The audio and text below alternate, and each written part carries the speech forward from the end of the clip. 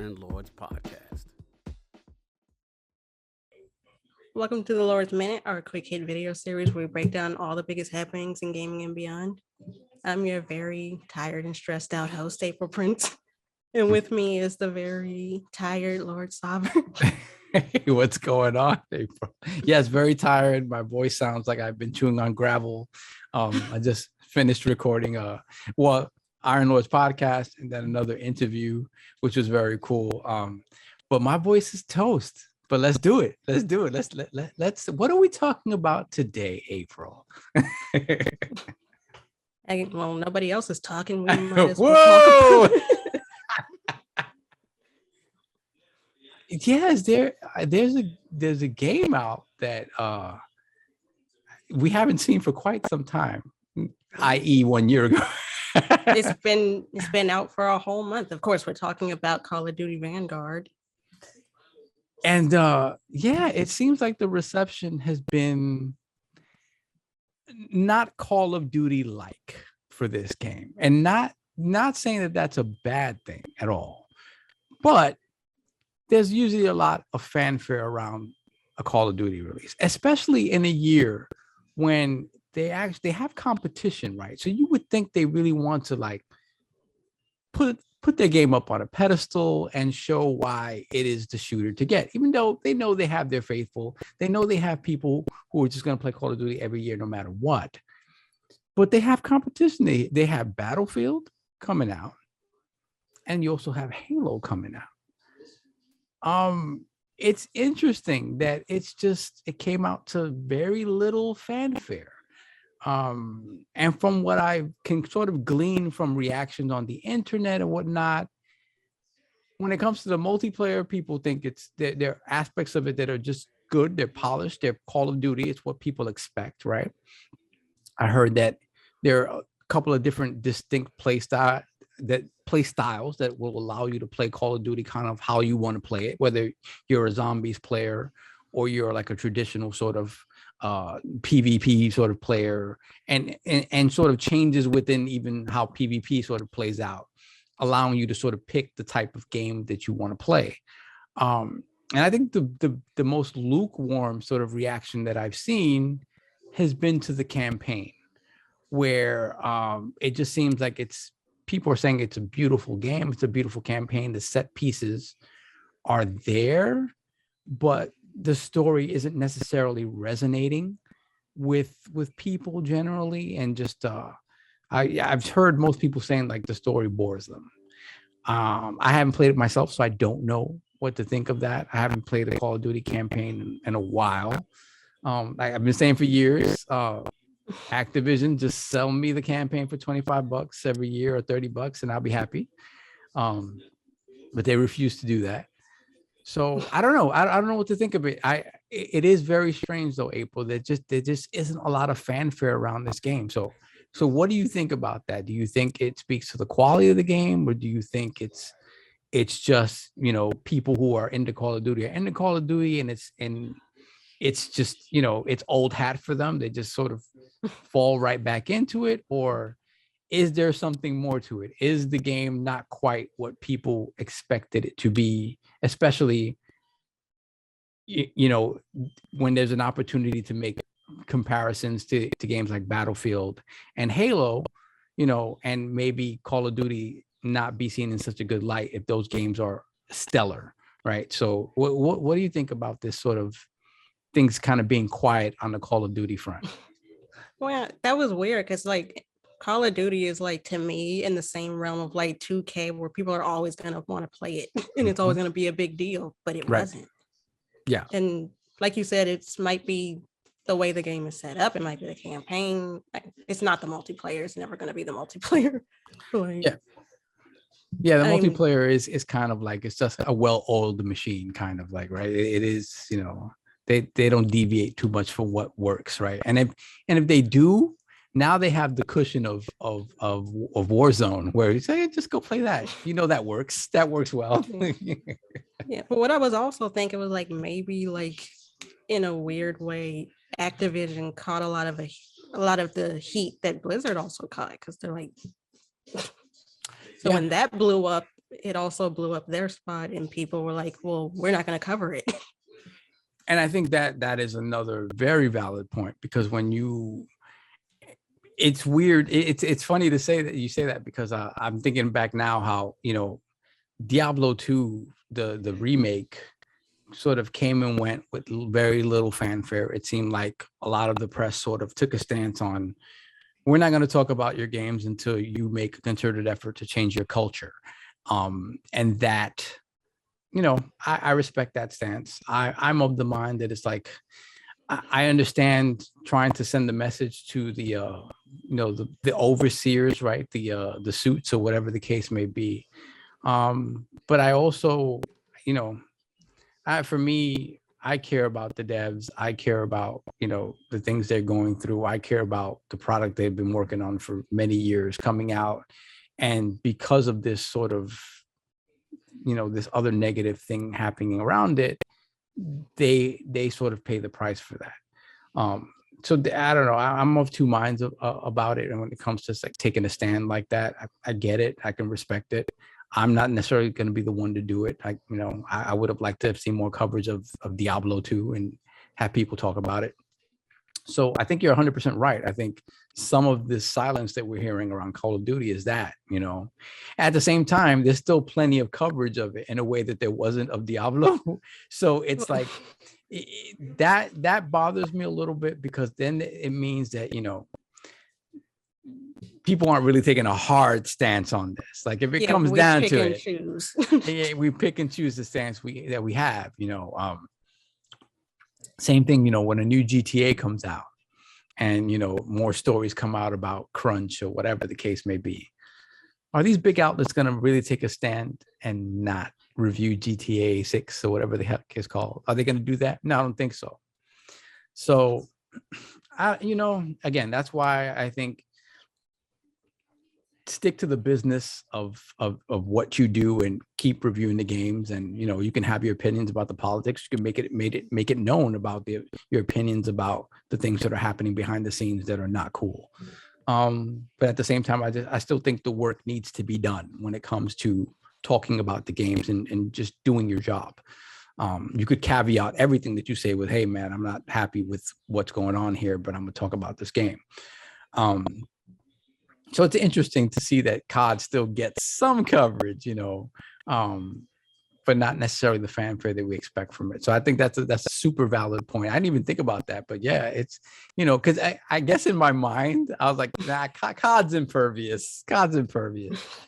But yeah, like to me, it's just a little bit weird, and maybe because of everything that's happened behind the scenes at Activision Blizzard, maybe we start to see a shift to Call of Duty now, where it's like, we always say like Call of Duty never really has a downward trend. You might have a year where people are a little pissed off with, they don't like the campaign, the multiplayer is not quite what they want, whatever the case may be.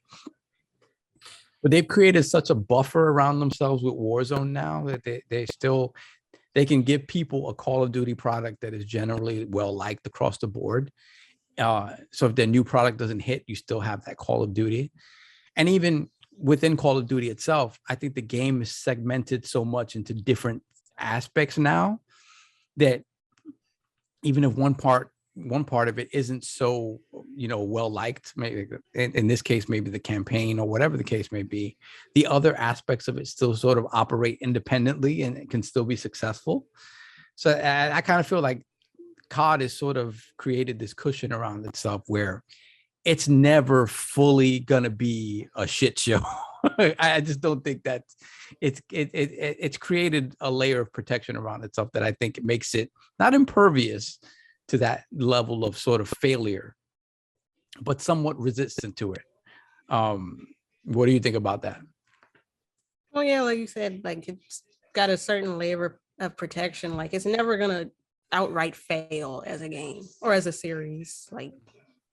But I think it did take a significant hit with the controversy, and then all of the components might not have worked the way that they intended, or it didn't hit with the fans the way they intended, and it all sort of mixed together to where it like flew under the radar. Yeah, for sure. I mean, obviously, COVID had something to do with that. They talked very little about this game. We didn't know, and we speculated a lot about the game earlier on in the year. At times, when in past years we had already seen the kind of the first trailer, and we had an idea where the setting was and all that stuff. And we didn't get really late into the game. We kind of knew from leaks that it was World War II, but we didn't really know what it was going to be based on, or whatever the case may be, what aspect of it. So yeah, I just it is, which is sad, because like World War II, well, I don't want to glorify war, but I'm saying like World War II is like an interesting story to cover. It is. I mean, they've done it a million times, and they had to take a different sort of route with it, and to sort of make it interesting and not have people feel like they're fatigued with World War II stories, right? So from what I hear about, the female protagonists and things of that nature, like they try to do something different. Maybe it's just not hitting the way, whether it be because of, people not liking the writing or the acting, whatever the case may be, or just the overall scope of the story is not what people kind of want or hope for from a Call of Duty campaign. I don't know what it is. But again, it's COD. They made it out. They made it out in a year that a lot of people, it would have been surprising to see this happen, but in a year when a lot of people are like, let's just push it, whatever. Like, let's just push it. COD has never really done that. And this is the point in gaming where you can like push a game late into its life cycle and be like, okay, well, you weren't receptive to it the first time, but maybe you'll accept it more in this quarter or this year. Exactly. It's weird because COD, everybody usually runs from COD, right? And this is a situation when you maybe think it would have been the right move for COD to run away from some of these other things that are going to be coming out soon. But we'll see, because again, with COD, you want the longevity of people coming back and continuing to play, right? But at the same time, you technically just want that longevity for a year until the next product comes out, right? And then, like I said before, then you have Warzone to sort of fill in that space in the middle. It's like an iPhone. Right. Exactly. It's like, it's the time killer. It's like, oh, I don't have anything to do. Boom, pull the iPhone out. And so I don't know. I really don't know what to make of it. I haven't played it myself, so I can't say for sure, personally what it is that has people kind of less excited for this entry. But from what I've heard, though, the multiplayer is great for the people that just love that multiplayer. I heard zombies is interesting in some really cool ways. And like I said, all of those parts of the game can literally act like individual games in a lot of ways now. They're so sort of disparate now that it's they can all sort of function on their own, even if one aspect of it isn't as well received as the rest of it. So that's all I got on it. It's interesting to see COD in this space, because what does it mean for the future? Like, do we start seeing a decline in the quality of COD? I don't think so. Or do we start seeing a decline in an interest in COD, which I don't really believe that either. COD is such a machine now. I don't know what it would take for that game to hit a wall and be like, wow, we messed up. Wow, we oversaturated, which they did a long time ago. It just continues to work. So it's going to be interesting to see if this is sort of the beginnings of sort of a downhill effect for this game. I don't know. I don't know. Yeah. If they can survive Ghost Recon, they can survive this. Well, that was it. Not Ghost Recon, Ghost. Yeah, Ghost Recon. Yeah, Ghost was.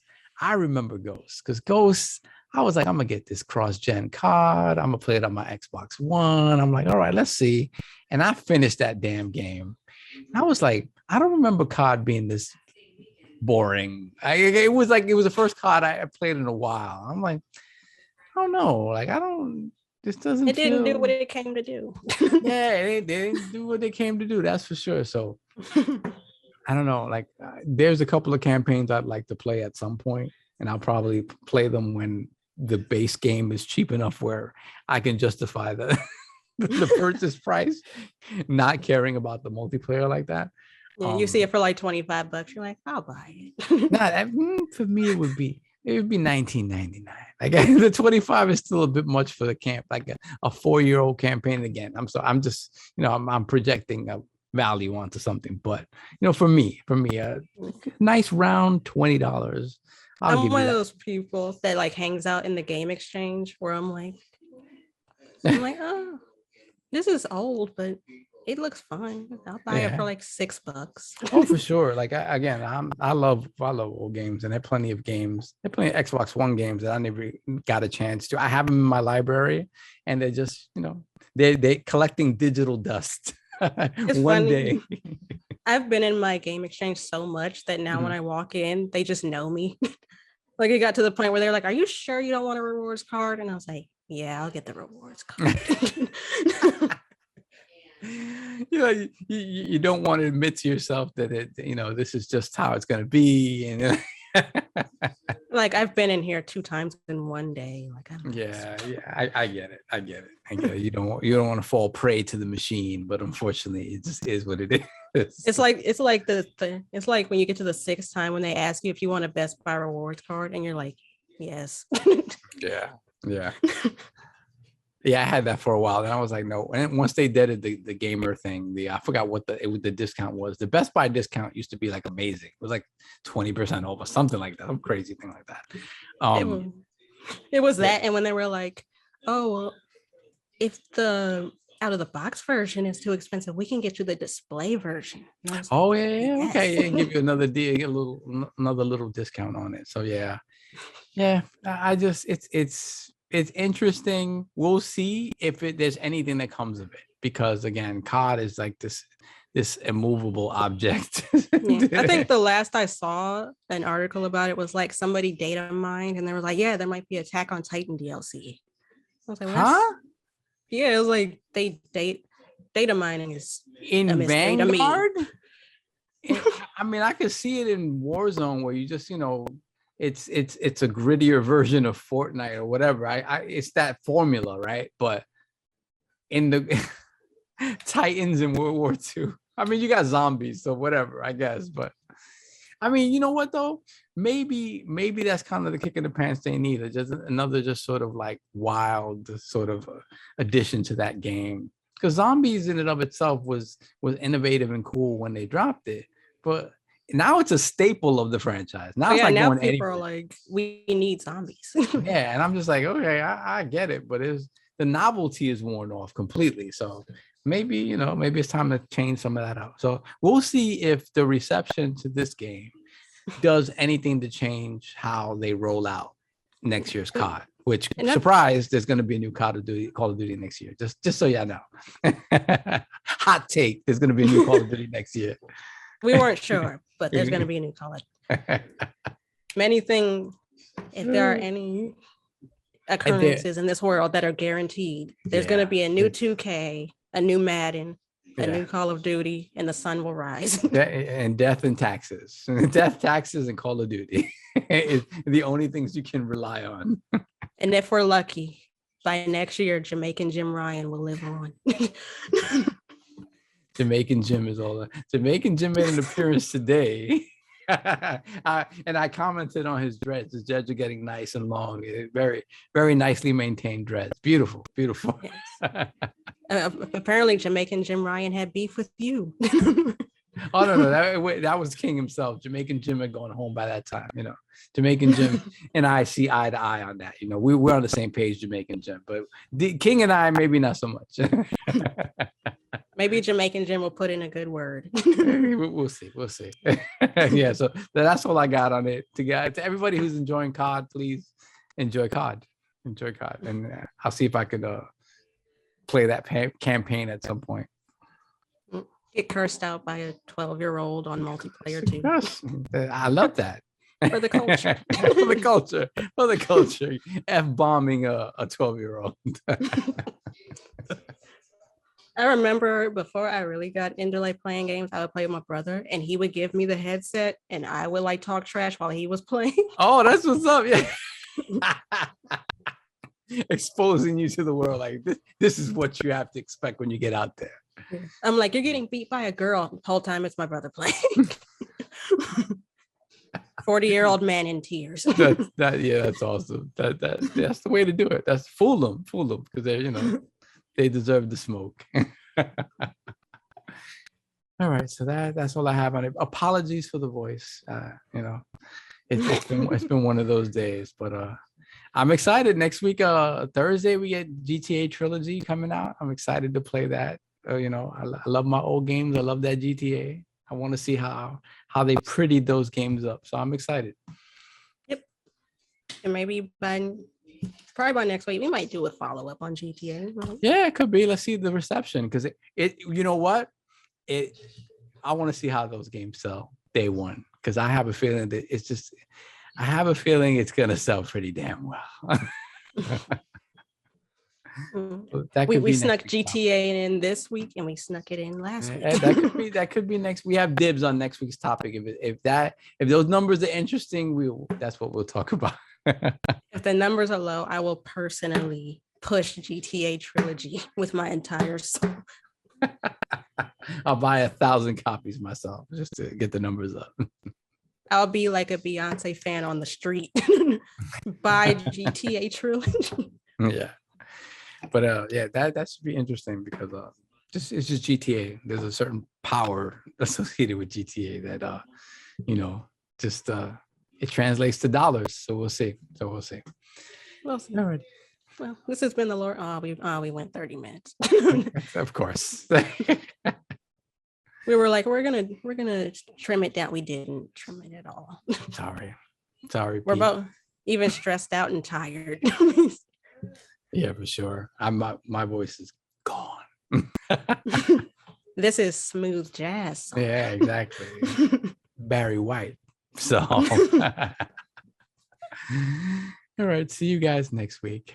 Yeah, this has been the Lord's Minute. We're here every Monday, Wednesday, and Friday at lordsofgaming.net. I'm April Prince here with Smooth Jazz Sovereign. Until next time, this has been the Lord's Minute.